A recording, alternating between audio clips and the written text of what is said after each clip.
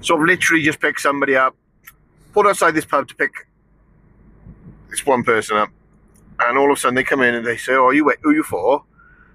And I'm like, "Robert," and they're like, "Oh, you ever take these people on first? She's really not well. It's an emergency." And I was thinking, well, if it's an emergency, surely they need to go to the hospital. So I said, right, let me just ring the office now, double check, because I don't want to say yeah and then I can't do it. Rang the office. I said, "Oh, is there a taxi coming for Grayson?" And they were like, "Yeah, such and such is bringing him over." And I was like, "Okay." I said, "Well, they've just," and I turned around and they literally just dumped her in the back of the taxi. I don't know whether she was drunk or passed out or I don't know what. So he just had to swap her over. He didn't have a choice. And I said, "Look, they've just dumped her in the back." I said, "I don't know what you want me to do." So with that, then people must think, right, that because you're a taxi driver, you could just take one, you could just chop and change what fares you have. You can't do that.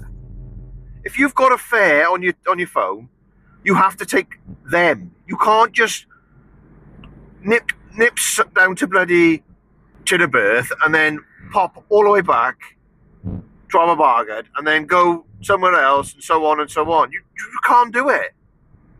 There has to be a structure. There has to be things in place. So you have to do these certain jobs, not just go, "Oh, do you know what? I'll do this one first, and then I'll come back for you." It doesn't work that way.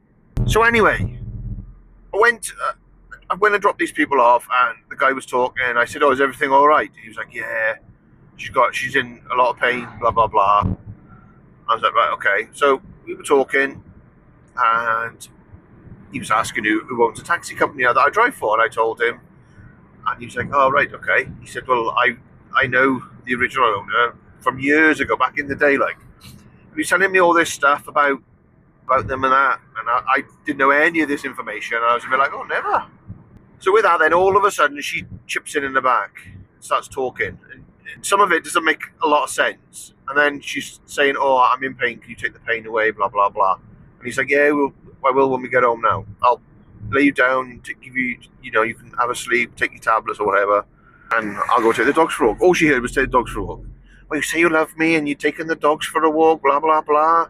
And then she's calling him all the F's and the C's and all this, and I'm just thinking, hang on a minute, he's taking you home.